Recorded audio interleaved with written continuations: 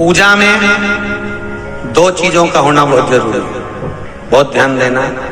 एक, जब कोई भी विद्वान ब्राह्मण आपके घर में पूजन कराने आते हैं, कोई भी विद्वान ब्राह्मण जब आपके घर में पूजन करते हैं, सबसे पहले दीप प्रज्वलित करते हैं।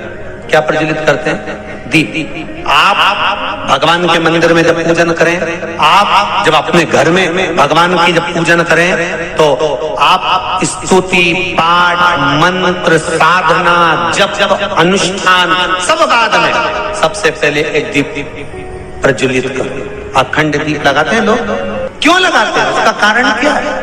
ये अखंड दिया जब तक पूजन होती है तब तक जलता है, हम पाठ करते हैं जब तक दिया जलता है, हम अनुष्ठान करते हैं जब तक दिया जलता है। इस अखंड दिए का मतलब क्या है? इस दीप की महत्वता क्या है? पद्म पुराण कहती है महाराज, उस दिए को जलाने का केवल एक कारण होता है, चाहे ब्राह्मण हो चाहे यजमान हो, दोनों के बोलने में अगर कोई त्रुटि हो गई हो, दोनों के बोलने में कुछ गलती हो गई हो, तो शंकर भगवान का अर्थात जो दीप प्रकट करा है, इसमें, इस ज्योति में, इस दीप में, इस अग्नि में वो बल होता है कि सारी त्रुटियों को समाप्त कर देता है, सारे देवताओं को एकीकृत कर देता है। उस दीप में वो बल प्राप्त होता है, उस दीप में वो बल होता है कि सारे 33 कोटि देवता उस समय पर मात्र दीप प्रज्वलित करते से सम्मुख में आकर खड़े हो जाते हैं।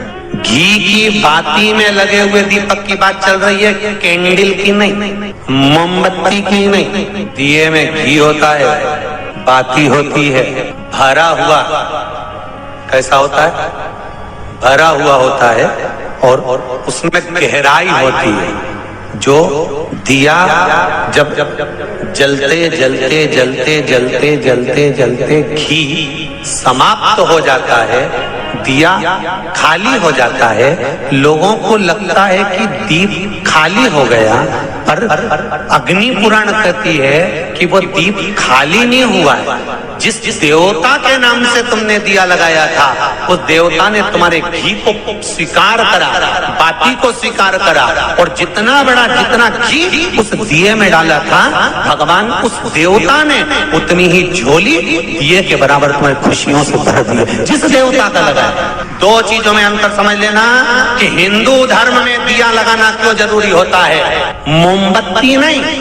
मोमबत्ती दूसरे धर्म में लगती है, हिंदू धर्म में दिया इसलिए लगाया जाता है कि दिया घी का जलते जलते जलते जलते जब आखिरी में खाली हो जाएगा, तुम्हें लगेगा खाली हो गया, पर जो दिया देवता के सामने रखा है तुम्हें खाली दिख रहा है, पर वो देवता ने तेरी कामना से, तेरी बुद्धि से, तेरे चित्त से जो बात निकली है कि भगवान मुझे क्या चाहिए, वो जलते जलते जब खाली हो जाएगा, तब वो भगवान के आशीर्वाद से जो तूने मांगा है वो वापिस भरा जाएगा। पूजन में दीपक होना बहुत जरूरी है।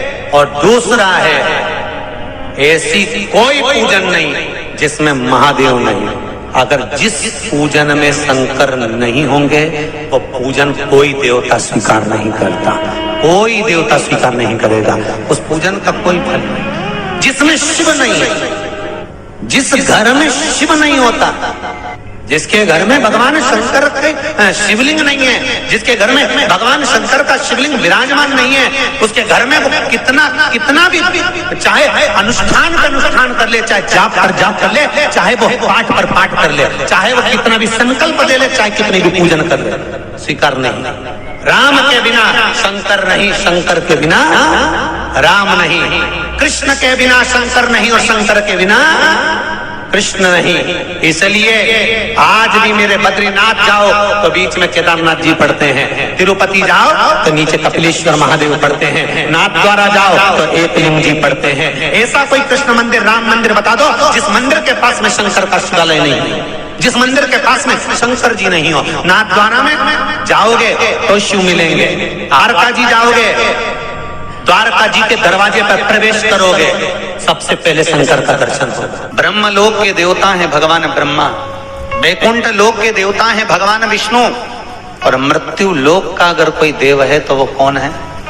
मृत्यु लोक का देवता है भगवान शंकर। एक देव महादेव, मृत्यु लोक का देव।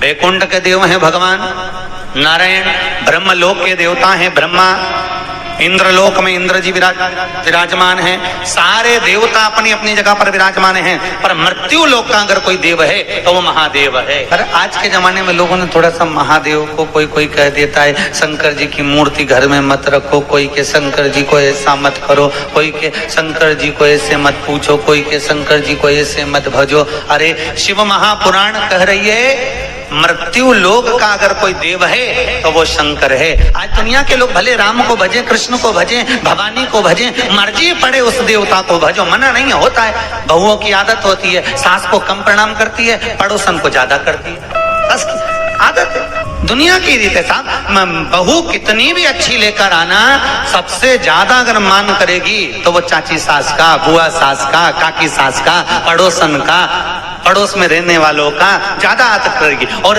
घर में सास भले बैठी है, बेचारी बैठी रहे, अचार भी पूछेगी तो पास वाली से, कपड़े का पूछेगी पास वाली से, कुछ भी पूछेगी बाजू वाली से। और घर में सास बैठी, सास इतनी विद्वान इतनी चतुर, और उससे उसकी बने नहीं, उसको पूछे नहीं। तो सास को क्या पड़ी, सास को पड़ी की नहीं पड़ी, कुछ पड़ी क्या? सास फिर भी अलमस्त रहती है, खूब खाती पीती आनंद करती, सास को कोई टेंशन नहीं कि मेरी बहू मुझे प्रणाम करे ना करे। क्यों रहती है सास मस्ती में? क्योंकि सास को मालूम है तू पड़ोसन के कितने भी पांव पड़ ले, चाहे पड़ोस वाली के कितने भी रसगुल्ला खिला दे, पर हिस्सा तो मैं ही दूंगी ना, तब देखूंगी तेरे को, आ बेटा। सास को चिंता नहीं है। उसी तरह लोग कहे हम राम जी को भजते हैं, हम शंकर जी का प्रसाद नहीं लेते। कई कई जगह पर हम कथा करने जाते, क्या हम शंकर जी की कथा में नहीं जाते साहब? ऐसा बोल देते हैं हम शंकर जी का प्रसाद नहीं लेते। क्यों? हमने पूछा क्यों, तो कि हम उस पंथ से जुड़े हुए हैं। कोई कहता है हम उस पंथ से जुड़े हुए हैं, हम उस संप्रदाय से जुड़े हुए हैं, हम उस संप्रदाय से जुड़े हुए हैं, इसलिए हम शिव का प्रसाद नहीं लेते, हम शंकर को नहीं मानते। तो हम भी कह देते हैं तुम किसी का कितना भी भजन कर लो, शंकर भगवान तो कहते हैं तू राम भजले, कृष्ण भजले, तेरी मर्जी पड़े उसका भजन कर ले। मेरे ससुर ने तो मुझे श्राप दिया था, दक्ष प्रजापति ने भगवान शंकर को श्राप दिया था, हे शिव मैं तुझे श्राप देता हूं कि तू शमशान में निवास करेगा। तो शंकर भगवान कहते हैं भले तू जीते जी भजन कर, मेरा मत कर, मरने के बाद शमशान आएगा तब निपटूंगा तेरे। मरने के बाद और कहीं जाएगा क्या? अरे बोलो तो नहीं, मरने के बाद कहीं का ले जाए तुम्हें दूसरी जगह पिकनिक मनाने के लिए ले जाएंगे, कहाँ? शमशान। और भगवान शंकर वहीं रहते हैं, इसीलिए तो उसका नाम शमशान है। शमशान का मतलब आप जानते हो, जहां सबकी शान सम है उसी का नाम शमशान है।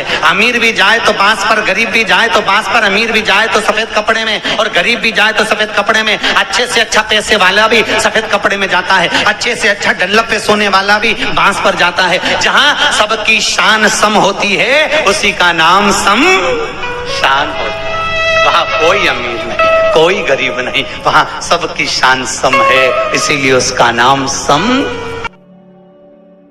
उम्मीद है मित्रों आपको यह जानकारी अच्छी लगी होगी। वीडियो अच्छी लगी हो तो चैनल को सब्सक्राइब करके बेल आइकन दबाना ना भूले। ओम नमः शिवाय। जय कुबेरेश्वर महादेव।